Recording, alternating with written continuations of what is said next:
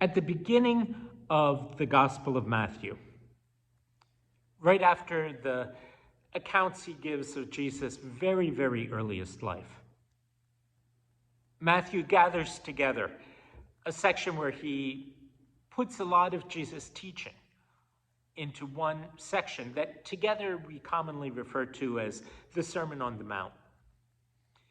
Jesus deals there with a lot of different topics. And the part that we'll read today from Matthew chapter 5, verses 21 through 26, deals with anger and forgiveness. Jesus said this: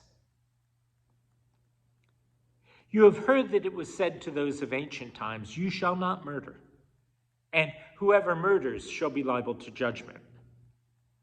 But I say to you, if you are angry with a brother or sister, you will be liable to judgment.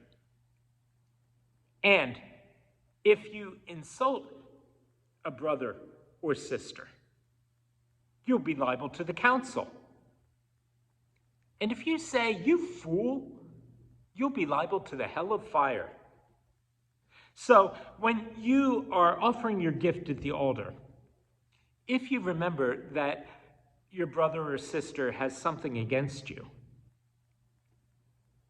leave your gift there before the altar and go.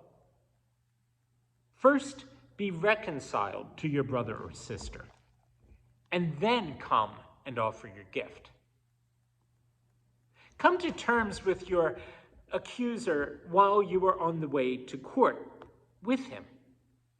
Or your accuser may hand you over to the judge, and the judge to the guard, and you will be thrown into prison. Truly, I tell you, you will never get out until you've paid the last penny."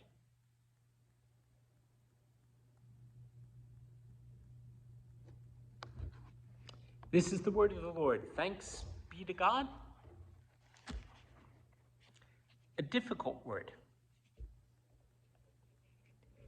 A very hard word. And to be fair to us, I want to point out that forgiveness was every bit as much of a struggle for Jesus as it is for the rest of us a lot of the time. You know, you can get the idea that just because Jesus did forgive, and with his dying breath forgave, "Father, forgive them, for they don't know what they're doing," that it was easy for him to do. He can and does forgive us. But that doesn't mean it's a simple kind of forgiveness.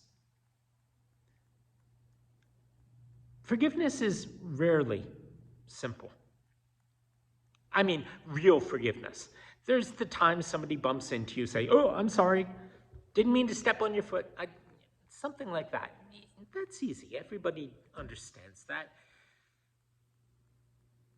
But when somebody does something intentionally and knowingly, that makes it a lot harder. In our common culture, we have this image of, to use the words of an old hymn, gentle Jesus, meek and mild. And you know, that doesn't always match up with what we see of him in the Gospels. And that is true around forgiveness. What Matthew puts in front of us when he describes Jesus, the Jesus he knew, was someone with, well, quite honestly, sometimes with a bit of a temper. Jesus' teaching in the Sermon on the Mount says, "You've heard that it was said to those of ancient times, 'You shall not murder,' and whoever murders shall be liable to judgment. But I say to you that if you are angry with your brother or sister, you'll be liable to judgment." Okay, so far so good, right? Don't kill somebody because you're angry with them. And that is just sensible, if nothing else. Getting angry in the first place, though, might not be something you can avoid. In fact, Jesus himself got angry. And Matthew does give us a picture of Jesus in the temple looking and seeing money changers and people buying and selling where they shouldn't have been doing that. Oh yeah, there were justifications for it, certainly, but he got out of hand. And it went beyond the point where it was fundraising for a good cause. It got to the point where he looked and he saw what was going on and got so mad that he flipped over the money changers' tables, just flipped them over like a little kid who gets mad at a Monopoly game that he's losing. But more than that, not a childish anger, but a mature anger. Not an anger because he wasn't getting his way, but an anger because of what was being done to the people around him, the people of God. He said to them, "It is written, my house shall be called a house of prayer, but you have turned it into a den of robbers." That's anger. Anger in a good cause, but anger. And again, in the Sermon on the Mount, Jesus tells us to watch what we say even when we do get mad, and the words that come out of our mouth. And again, that is very, very good advice. And may I add, sort of updating what he said a little bit. Not only should we watch out for what comes out of our mouths, we should watch what we type. He said, if you insult a brother or sister, you'll be liable to the council. And if you say, "You fool," you'll be liable to the hell of fire. And yet Jesus himself, he could rival John the Baptist in what he said about some of the Pharisees. "Woe to you, scribes and Pharisees, hypocrites! For you are like whitewashed tombs, which on the outside look beautiful, but inside they're full of the bones of the dead and all kinds of filth." Now, is Jesus being a hypocrite himself? No. There's a lot more to it.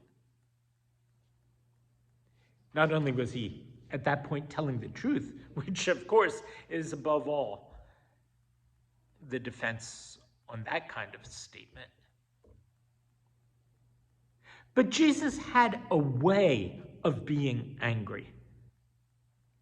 Being angry first about what somebody was doing when it would be harmful or hurtful to other people or to themselves.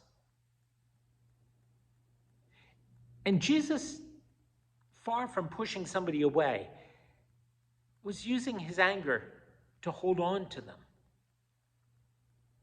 not to consign them and say, "Get out of here, you fill in the blank." But he was pointing these things out because he hadn't given up on them. And that makes a big, big difference. He had a way of leaving the door open, of not calling people out, but perhaps calling out their behavior.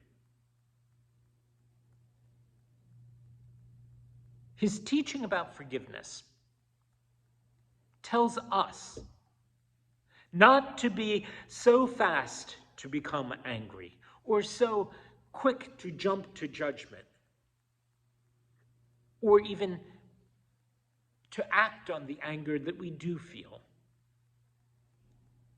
that it cuts things off. or puts an end to things. He warns us because he knew what anger was and is.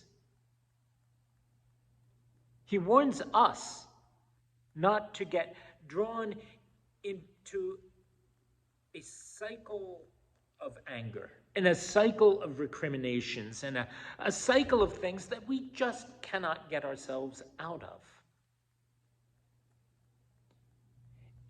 Sometimes it's easier to see that on a wide screen because, well, it just is.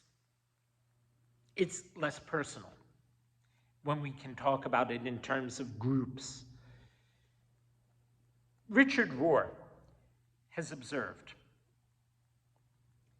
the more countries where I preach, the more I see human history grinding down to a glacial freeze of remembered hurts, past oppressions, and family feuds that are held against one another unto the fourth and fifth generations. And now, with better research in history, we've even more convincing reasons to resent one another. Everybody is a victim. Everybody can prove that they were oppressed somewhere. Everybody has a righteous grudge. Where do we find justice? And he continues, unable to find justification in our minds or hearts, we go to courts of law. We seek vengeance and call it justice. We seek desperately to find someone to blame because we are unhappy. And those are exactly the types of situations, not only on the wide screen that Rohr points out, but on the smaller screen that we all live on.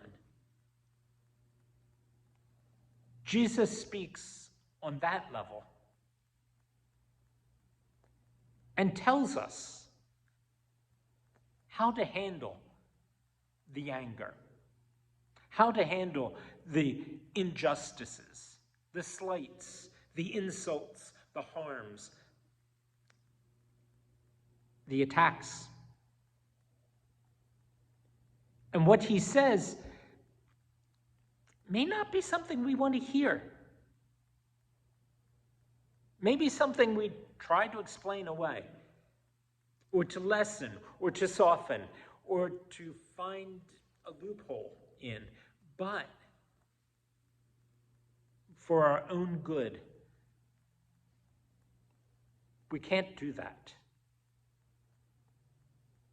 See, what Jesus does is he tells us in this part of the Sermon on the Mount, he tells us to examine our own part in things, to be aware of and, where appropriate, to take responsibility for our own actions and whatever part we bear in any of those conflicts. Now that means that, we may be right sometimes, but it also means we may be wrong.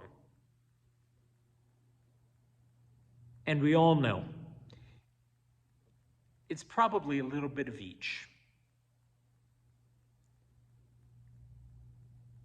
Jesus tells us when you're offering your gift at the altar, and that's a point where everybody feels most justified, most holy, most righteous, because their minds and their thoughts are on God and their hearts are turned to God. And they're doing a good thing, and they're in the right place. And at that point, where we can sometimes feel like we've done the good thing, that might be the point where it's most important to remember we haven't always done that. And we may not be always the people we like to think we are. Not that God doesn't love us, but that we can do better. And when you're offering your gift at the altar, if you remember that your brother or sister has something against you, leave your gift there before the altar and go. Then be reconciled to your brother or sister. And then come and offer your gift. Come to terms quickly with your accuser while you are on the way to court with him. Or your accuser may hand you over to the judge, and the judge to the guard, and you'll be thrown into prison.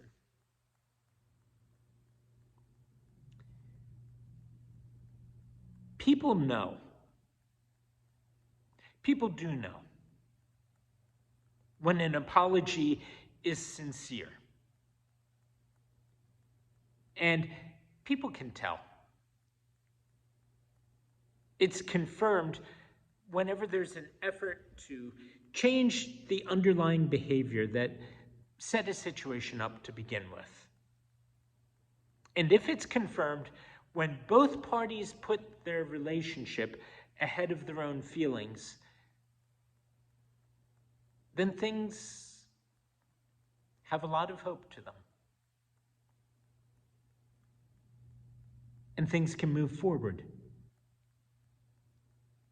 In fact, sometimes on a better basis than before. But does an apology, does a recognition of our own sinfulness always bring about healing? Healing of a relationship? No, it doesn't. I really wish I could say it was an automatic thing.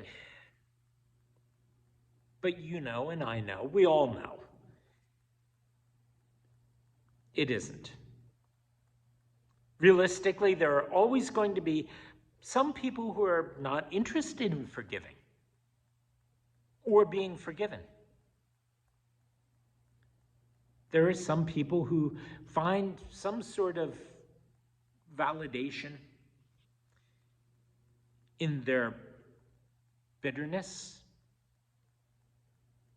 And there are always going to be some people who find some sort of validation in being in the right.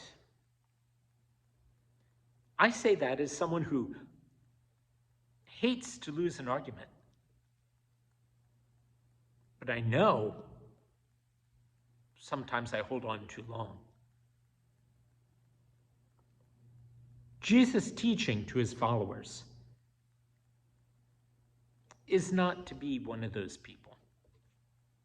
Or put it in this way, not to be one of those people. When the call to forgive and to be forgiven is taken seriously, then it changes a human being, changes everybody involved. In fact, it's a witness that the world needs to see. A witness that the grace of God working in and through and among us, because Jesus begins with the religious people. When you are at the altar offering your gift and you remember this, then go and deal with it. He's talking to the religious folk. And when we are able to ask forgiveness and to offer it, we see that it isn't just us, it's God working among us. And that God working among us is greater even than our own natural impulses and our own human nature. Two of my friends served as missionaries with a Methodist church in Lithuania. And that was just after the Soviet Union broke apart, right after the Baltic states gained their independence. And the church that they pastored had existed underground during the decades of communist rule. And during those years, and here I'm talking about across not only Lithuania, but across that whole block of Eastern Europe, it has been estimated that in places like where they were, somewhere around 1 in every 5 to 1 in every 3 people had at some point been forced to become some kind of governmental informer. And that went on and on and on. And one of the groups that the government was keeping very, very close watch on was any church. They wanted to know what was said, what was thought, what was prayed about. See, it's kind of dangerous to say that Jesus is Lord. It's kind of dangerous to live according to the Sermon on the Mount and its precepts. It's kind of dangerous to pray for your enemy when you are, as the state sees it, the enemy. And it's hard for the state to endorse the idea that traitors may need to be forgiven or rehabilitated instead of shot.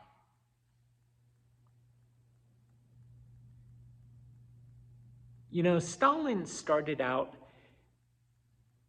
as a seminarian. I'm not saying anything about his faith or anything like that. I don't know. I know something went wrong. But I would also say that if there was anybody who would have understood that the church, that Jesus' followers, would be a threat, it would be somebody who had heard what Jesus said and realized there are people that take it seriously. So there are my friends. They're in Lithuania, newly freed, and they're holding just normal, everyday church meetings, dealing with church stuff. And in the middle of just regular, normal business, the people sitting in the room would sometimes start getting very, very upset. And their blood would start boiling. You know how you can see somebody's face go red. And it was never about the things they were discussing. But from time to time, they would have to stop the meetings and say, hey, what's going on here? And that would be when one person might speak up and look at another directly and say, I'm finding it hard to be in the room with you, knowing exactly what you did and what it did to my mother, my aunt, my brother.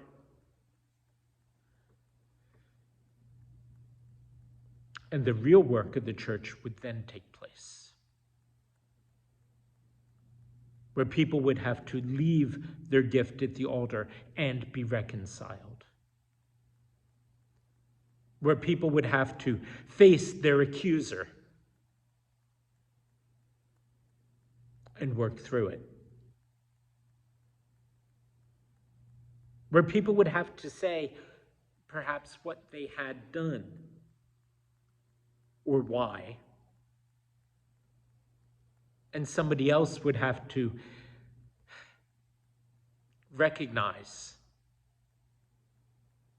to recognize what the other person had gone through, or come to grips with their broken humanity, human weakness, and in so doing, see their own reflected. People would have to be with one another instead of simply being with one another. And that is where Jesus would be there in the midst of them. The one who looked down from the cross at all of us and said, "Forgive them, they don't know what they're doing." Because as often as not, we don't. But God does. And as it went, people learned. Years later, these friends of mine would be in England during Brexit. They're still there. They're serving a circuit of Methodist churches in London now. And from what I've heard from them, the anger and the sense of division and sense of betrayal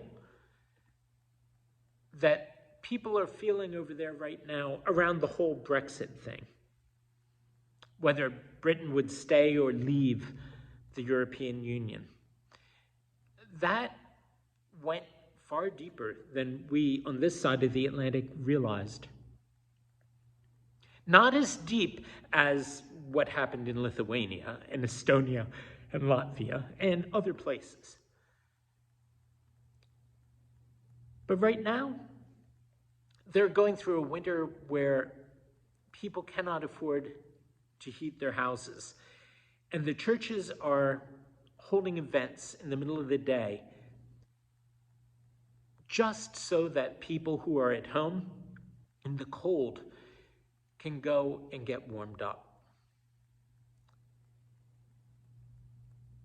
And that's in part due to the war in Ukraine, but it's also in part due to the Brexit. And the bitterness can come out with the whole "I told you so" thing.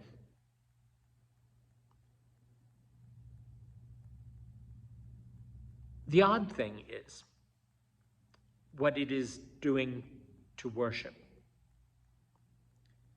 Because people who know how each other have felt through the whole thing and over the past several years apparently have started doing this thing where when it comes time for communion, they'll look around and find somebody that was on the other side of the argument and say, "Come on, let's go up the aisle together. Let us together go and take our gift to the altar." And one of the gifts that they're taking there to the altar is the forgiveness that they're trying to offer and they're trying to receive, but that they know they do receive from Jesus before they have it to give to one another. It's bringing people together.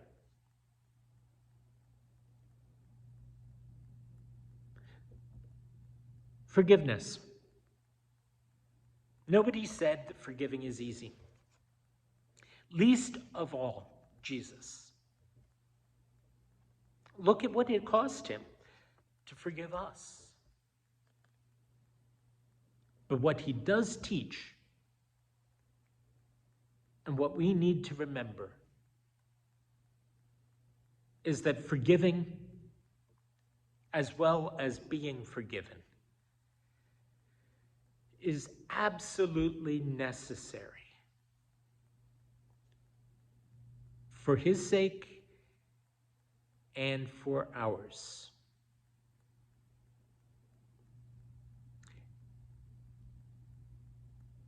Thanks be to God that God helps us when we cannot help ourselves. Thanks be that God's grace is greater than the world's condemnation. And thank you. Thank you, Lord, for forgiving us and giving us a chance to forgive others. Amen.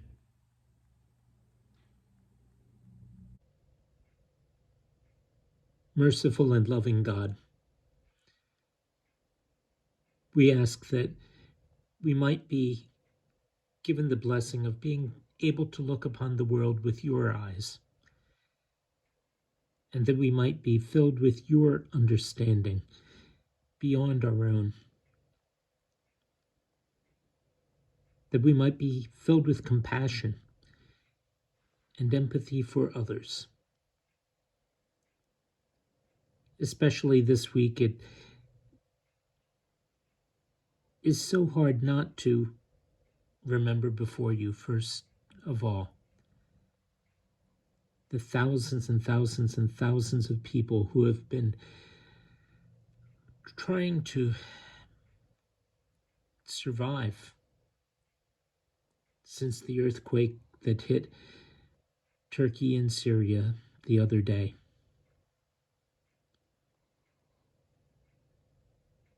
There will be a time even for them to grieve. But for many, it's still a time simply to be able to try to figure out how to get through the day. Be with the rescue workers and with the relief workers. Grant that they may be able to get help to them quickly, and that it will be the sort that is most needed, and unhampered and unhindered by all the small things, the ancient grudges, the national borders, the fear of shortage that can cause people to withhold what is needed from one another. And where people are sharing, where they are giving of their own labor, digging at rubble with their own hands, sharing their food, pointing each other toward warmth and shelter. Bless them for it, and let their gifts not be in vain. Lord, it's a terrible thing when disaster comes upon the earth. We don't know what to do, but it does put things in some kind of perspective. And all of our grievances and all of our grudges seem so tiny at a moment when we need one another so badly. You, O Lord, are the one who taught us to be as a Samaritan who simply saw someone at the side of the road and stopped to help without asking who this person is or what they would think of one another. You've told us to love our neighbor as ourselves. Help us to do that with all of our hearts. For all of our hearts are given to you. And we can do no less. Bless, O Lord, your people far and near.